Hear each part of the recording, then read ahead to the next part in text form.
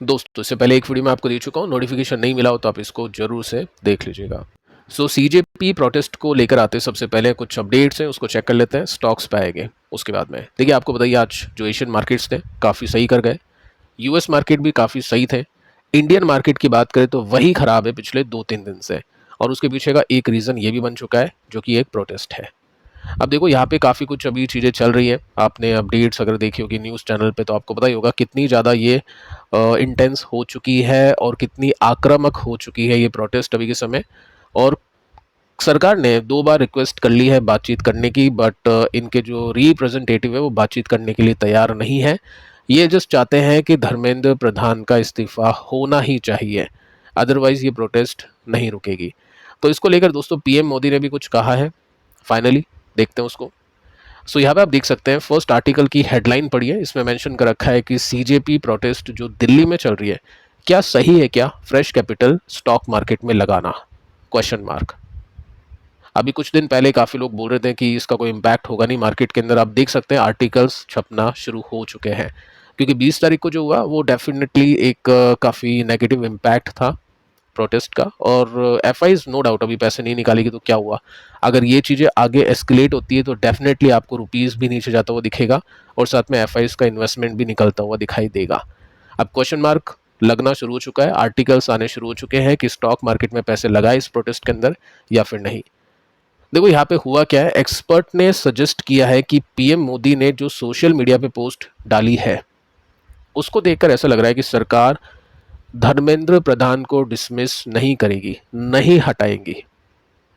और अगर नहीं हटाएगी तो ये फिर जो प्रोटेस्ट है वो काफ़ी लंबी चलेगी, काफ़ी ज़्यादा फोर्स यूज़ करना पड़ेगा। ठीक है, तो ये सब चीज़ें हैं। अगर मैं आपको इसको थोड़ा सा डिटेल में या पॉइंट वाइज दिखाऊं तो इसमें सिंपली आप नोट कर सकते हैं कि मार्केट में जो इन्वेस्टर्स हैं, देखो ये जो भी है ना, ये आपके सामने जो स्क्रीन पे जो मैं आपको बता रहा हूँ ये सब एक्सपर्ट की राय है। ठीक है, एक्सपर्ट ऐसा बता रहे हैं। सो फिलहाल आपको मार्केट के अंदर कॉशियस रहना है, फ्रेश इन्वेस्टमेंट आपको मार्केट में नहीं करना है जब तक पिक्चर क्लियर नहीं हो जाए।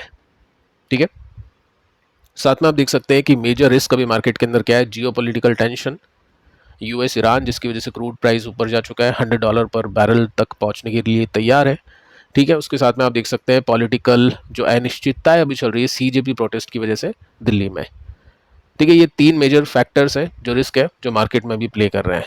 साथ में आप देख सकते हैं यहाँ पे मेंशन कर रखा है कि अगर फॉरेन इंस्टीट्यूशनल इन्वेस्टर्स रिड्यूस करते हैं अपने इन्वेस्टमेंट को, जो कि अगर ये प्रोटेस्ट लंबा चलती है, नेपाल काइंड ऑफ टर्न लेती है, तो डेफिनेटली एफआईज अपने इन्वेस्टमेंट को रिड्यूस करेंगे। उसकी वजह से इंडियन रुपीज़ पे प्रेशर आएगा, मार्केट में वॉलेटिलिटी बढ़ेगी और इन्फ्लेशन का रिस्क बढ़ेगा। ये आर्टिकल्स में आज आया है, आज छपे हैं, मैं आपको ये 3 दिन पहले बता चुका था, क्योंकि ये होता है अगर ये वॉर नहीं सॉरी ये जो कॉन्फ्लिक्ट है या प्रोटेस्ट है लंबी चली तो। साथ में आप देख सकते हैं कि एक्सपर्ट की सलाह है कि नया इन्वेस्टमेंट आपको गोल्ड में करना चाहिए, स्टॉक मार्केट से दूर रहना चाहिए, क्योंकि इन्वेस्टर का जो कॉन्फिडेंस है वो क्रूशियल है। एफआईज की बात यहाँ पे हो रही है, स्टेबल गवर्नमेंट चाहिए होती है, पॉलिसीज स्टेबल होनी चाहिए, इंस्टीट्यूशनल क्रेडिबिलिटी, ये सब इंपॉर्टेंट है स्टॉक मार्केट को चलाने के लिए, फॉरेन इन्वेस्टर को लॉन्ग टर्म मार्केट के अंदर रखने के लिए। तो जितना जल्दी ये कंप्लीट हो, प्रोटेस्ट खत्म हो, उतना ही बेटर है, क्योंकि जितनी लंबी ये जाएगी उतनी छवि खराब होगी इंटरनेशनल मार्केट के अंदर। ठीक है, सो लेट्स सी कि क्या होता है। फिलहाल आप देख सकते हैं कि जो गोल्ड भी है, जैसे आपको एक्सपर्ट ने कहा है कि गोल्ड में इन्वेस्टमेंट करो, स्टॉक मार्केट में नहीं, तो वो डिपेंड करता है कि आपको क्या करना है क्या नहीं करना है। गोल्ड में इन्वेस्टमेंट डेफिनेटली अभी आप देखोगे तो गोल्ड काफ़ी अच्छी गिरावट के साथ में अवेलेबल है, और गोल्ड में इन्वेस्टमेंट फॉर शॉर्ट टर्म नहीं होता है कभी भी कि आपने देखा आज प्रोटेस्ट चल रही है तो आज गोल्ड में पैसे लगा दिए, कल आपने देखा कि प्रोटेस्ट खत्म हो चुकी है तो फिर आपने स्टॉक्स में पैसे लगा दिए। ये जो व्यूज़ है ना, ये शॉर्ट टर्म व्यूज़ हैं, कुछ दिन के कुछ हफ्तों के, कि स्टॉक से दूर रहो गोल्ड में जाओ। एक्चुअली अगर आप लॉन्ग टर्म इन्वेस्टर है तो आपको स्टॉक मार्केट में भी पैसे लगाने चाहिए ऐसे टाइम पे, और आपको गोल्ड में भी पैसे लगाने चाहिए। एसेट एलोकेशन नाम की कोई चीज़ होती है जो आपके पोर्टफोलियो में फ्रीक्वेंटली चेंज नहीं होनी चाहिए कि आज प्रोटेस्ट है तो गोल्ड में 100% चलेगा, फिर इक्विटी में 100% चलेगा, ऐसा कुछ नहीं होना चाहिए। आपको गोल्ड एंड इक्विटी, डेट, ये तीनों कैटेगरीज अपने पोर्टफोलियो में रखनी चाहिए।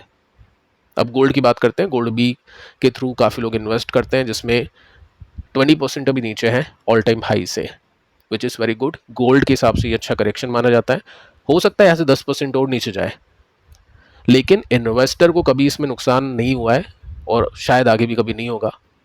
और गोल्ड जितना नीचे गिरता है उतना एलोकेशन बढ़ाया जा सकता है अगर एसेट एलोकेशन ठीक है तो। एग्जाम्पल आपको देके चलता हूँ। देखो होता क्या है, पोर्टफोलियो के अंदर इक्विटी भी होती है, डेट भी होता है, कैश भी होता है, गोल्ड भी होता है, जिसको कमोडिटीज़ मानते हैं। अब जैसे मान लो कोई इन्वेस्टर है, वो 80% इक्विटी में निवेश करके चलता है, 10% वो डेट रखता है, 10% वो गोल्ड एंड सिल्वर रखता है, या फिर वो 85% इक्विटी में डालता है, 10% डेट रखता है, 5% गोल्ड रखता है, या फिर वो 75% कर सकता है, 80 कर सकता है। ठीक है, एलोकेशन का मतलब यही है कि मेजर आपकी जो होल्डिंग है 70% समथिंग कुछ इक्विटी में होनी चाहिए, बाकी जो 25-30 या 20-25% का हिस्सा है वैसी एसेट में होना चाहिए जो इक्विटी की कंपैरिजन में थोड़ी सेफ हो। और डेट कैश हमेशा रहना चाहिए, इमरजेंसी फंड के लिए भी, स्टॉक मार्केट में कोई अचानक से मौका मिल जाए उसके लिए भी। तो गोल्ड इसलिए रखा जाता है। सो गोल्ड अच्छी बात है, खरीदना अभी इंकरेज किया जा रहा है इन्वेस्टर्स को। वैसे लॉन्ग टर्म के लिए भी गोल्ड अच्छा है अगर आपको 20-25-30% की गिरावट पे अवेलेबल हो जाता है तो। आपके पास में गोल्ड है पोर्टफोलियो में या नहीं, आप नीचे कमेंट कर सकते हैं। कितने परसेंट का एलोकेशन आपने दिया हुआ है नीचे लिख सकते हैं। अब देखिए बात करते हैं स्टॉक्स को लेकर। एक कंपनी है जो अभी बहुत फेमस हो रखी है सोशल मीडिया पे, आपने भी काफ़ी बार इसके बारे में सुना होगा। हो सकता है आपके पास में हो सकता है आप ट्रेड लेने वाले हो, इन्वेस्ट करने वाले हो, और ये कुछ भी नहीं है आपके पास में नहीं है, आप इन्वेस्टिंग भी नहीं करना चाहते हैं, तब भी ये देखिए क्योंकि ये स्टॉक आपको काफ़ी जानकारी देगा। हो सकता है वैसी कंपनीज आपके पास में भी हो। फर्स्ट आप देख सकते हैं एसएम कैटेगरी में है, ठीक है। सेकंड हम देखते हैं कंपनी का क्या काम धंधा है। तो कंपनी टेलीकॉम इंफ्रास्ट्रक्चर इनेबलर के अंदर है। अब ये बहुत डाइवर्सिफाई है। कंपनी का बेसिकली काम है ऑप्टिकल फाइबर केबल बनाना, सिस्टम इंटीग्रेशन, ये सारे काम है कंपनी के, ठीक है। अभी आप वैल्यूएशन देखोगे इसकी तो 55 की है, ये 100 की थी बट नंबर बहुत अच्छे आ गए इसके, तो ये 55 हो गई। 31,000 करोड़ का मार्केट कैप है इसका। हम इसके होल्डिंग स्ट्रक्चर में जाए तो एफआईज का स्टेक बहुत तेजी से बढ़ा है। 7% का था जो कि 15 हो चुका है, यानी डबल हो चुका है। बेचा किसने है? पब्लिक ने, और एफआई ने ले लिया। तो ये बहुत ही पॉजिटिव सिग्नल है, ठीक है। सब कुछ सही है, यहाँ पे कोई दिक्कत नहीं है। नंबर्स अगर हम देखें तो बहुत अच्छे हैं। 800% की ग्रोथ, पिछले साल लॉस में थी, पिछले क्वार्टर से भी बहुत अच्छे रिजल्ट आए हैं। सेल्स अच्छी है, प्रॉफिट के मार्जिन्स बहुत अच्छे हुए हैं क्यू बेसिस पे, वाई बेसिस पे।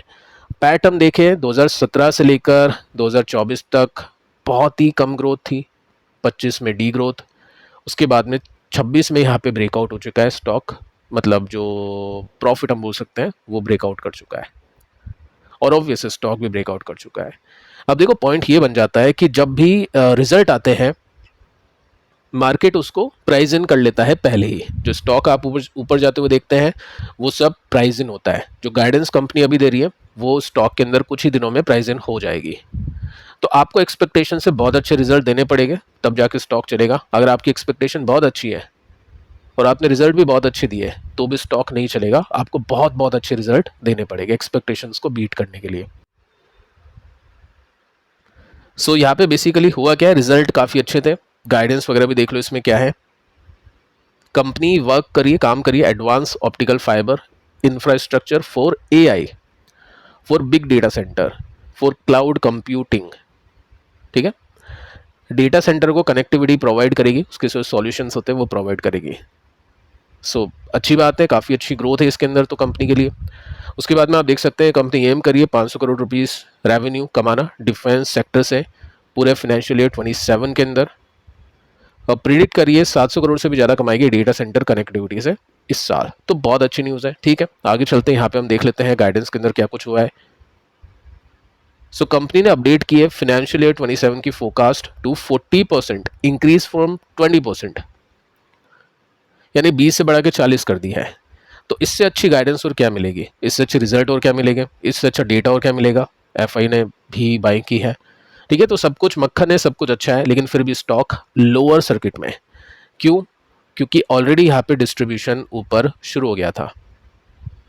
ये आप देख पा रहे हैं नंबर्स आने से पहले का डे चार्ट है, यहाँ पे डिस्ट्रीब्यूशन चल रहा था, टेक्निकली कोई ब्रेकआउट नहीं था, स्टॉक साइडवेज में अटक चुका है। इसलिए मैं आपको कहता हूँ कि टेक्निकल जितना आप फंडामेंटल देखते हो उससे शायद डबल ज़्यादा टेक्निकल्स देखा करो, ठीक है। सो अब हुआ क्या है, स्टॉक साइडवेज में है, नंबर्स अच्छे हैं, सब कुछ पहले से ही प्राइस इन हो रखा है। अब होता क्या है, देखो नॉर्मली मैं आपको ऐसा नहीं बोलूंगा कि इस स्टॉक में तेजी होगी मंदी। होता क्या है, 10 में से 8 बार स्टॉक ऐसे में नीचे गिरता है, लेकिन वो ऊपर जाने के लिए गिरता है। अगर सही में नंबर्स अच्छे हैं तो, और नंबर्स अच्छे ही हैं, ठीक है, तो चांसेस हाई है कि देखो स्टॉक कितना गिरता है, क्या होता है, रिवर्सल अगर आएगा तो डेफिनेटली एक मौका बनेगा इन्वेस्टर्स के लिए या ट्रेडर्स के लिए, कुछ क्वार्टरली जो बेसिस पे जो बैट कर रहे हैं इस कंपनी को लेकर या ऐसी जो भी कंपनी है उसको लेकर। अब एक और कंपनी देखते हैं जो इसी की तरह कंपनी है, क्यूपिड, एएसएम में है। रिजल्ट कब आएगा अभी पता नहीं है इसका। क्या इसके अंदर भी ऐसा ही गेम होगा, क्योंकि यहाँ पे भी देखो डिस्ट्रीब्यूशन शुरू हो चुका है। मैं आपको बता चुका था कि नॉर्मली देखो ये जो पिछली कंपनी हमने देखी, अगर किसी इन्वेस्टर ने वही रूल अप्लाई किया होता तो वो फंसता नहीं है। क्या रूल है, मिल गई जितनी तेजी मिलनी थी रिजल्ट आने से पहले तक, रिजल्ट आने से पहले प्रॉफिट बुक कर लेते हैं, जो समझदार लोगों ने अभी किया है और कर रहे हैं। अगर प्रॉफिट बुक करने के बाद स्टॉक चल जाता है तो कोई दिक्कत नहीं, थोड़ा सा ऊपर री एंट्री कर लेते हैं, लेकिन अगर वो अटक गया, सर्किट में चले गए, तो फिर प्रॉफिट साफ होता है। तो यहाँ पे भी लोग बेच रहे हैं रिजल्ट आने से पहले। आपको क्या लगता है, बेचना सही है या नहीं है? आपको क्या लगता है कि इसमें भी HFCL की तरह होगा? कमेंट कर सकते हैं। फिलहाल तो यहाँ पे भी डिस्ट्रीब्यूशन देखने को मिल रहा है, जो पिछले कुछ क्वार्टर्स में हमने देखा था, बट उसके बाद में स्टॉक ऊपर गया था क्योंकि नंबर्स अच्छे गए और गाइडेंस भी काफ़ी अच्छी गई। सो फिलहाल दोस्तों इस वीडियो में इतना ही, पिछली वीडियो को आप देख लेना। मिलते हैं नेक्स्ट वीडियो में, तब तक के लिए बाय बाय।